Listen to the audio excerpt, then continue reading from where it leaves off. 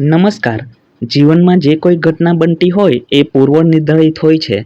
કેવી રીતે? જુઓ. અહીં આ કુંડલીમાં પ્રેમ વિવાહ થવાના યોગ બન્યા છે.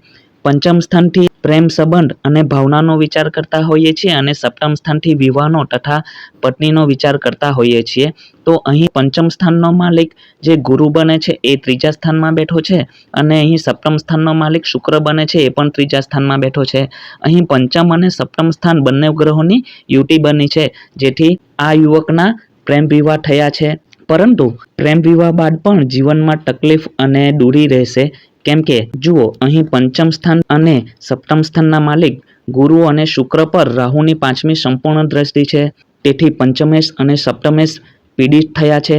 સાથે સાથે પંચમ સ્થાન પર રાહુની સાતમી સંપૂર્ણ દ્રષ્ટિ છે અને સપ્તમ સ્થાન પર રાહુની નવમી સંપૂર્ણ દ્રષ્ટિ અહીં પડે છે. બીજું, અહીં વિવાહના સ્થાન પર શનિની પણ ત્રીજી સંપૂર્ણ દ્રષ્ટિ પડે છે, જે દાંપત્ય જીવનમાં પરેશાની, મતભેદ અને દૂરીનું પણ કારણ બનશે. પરંતુ એક બીજી વાત, અહીં સપ્તમ સ્થાન પર એટલે કે વિવાહના સ્થાન પર ગુરુની પાંચમી સંપૂર્ણ દ્રષ્ટિ છે. કેમ કે ગુરુ એ સૌથી શુભ ગ્રહ ગણાય અને એમની દ્રષ્ટિ પણ અમૃત સમાન હોય છે. જેથી મેરેજ લાઈફમાં ભલે જે કંઈ પરેશાની ચાલતી હોય, પરંતુ એમનું જીવન હંમેશા માટે ટકેલું રહેશે, કારણ કે ગુરુ અહીં પ્રોટેક્શન આપશે. સાથે સાથે ભાગ્યસ્થાનનો માલિક ચંદ્ર પ્રથમ સ્થાનમાં ભલે નીચનો થઈને બેઠો છે, પણ ભાગ્યનો સાથ પણ આવા વ્યક્તિઓને મળતો રહેશે. સંતાનની બાબતમાં પણ એક વાત કરી લઈએ તો પંચમ સ્થાનનો માલિક ગુરુ અહીં નીચનો થઈને બેઠો છે, સપ્તમ સ્થાનમાં કેતુ બેઠો છે, શનિ બેઠો છે અને રાહુ અને મંગળ જેવા પાપી ગ્રહોની દ્રષ્ટિ પણ પંચમ સ્થાન પર છે. તેથી સંતાનમાં પણ અવરોધ અને વિલંબ ઊભો થશે.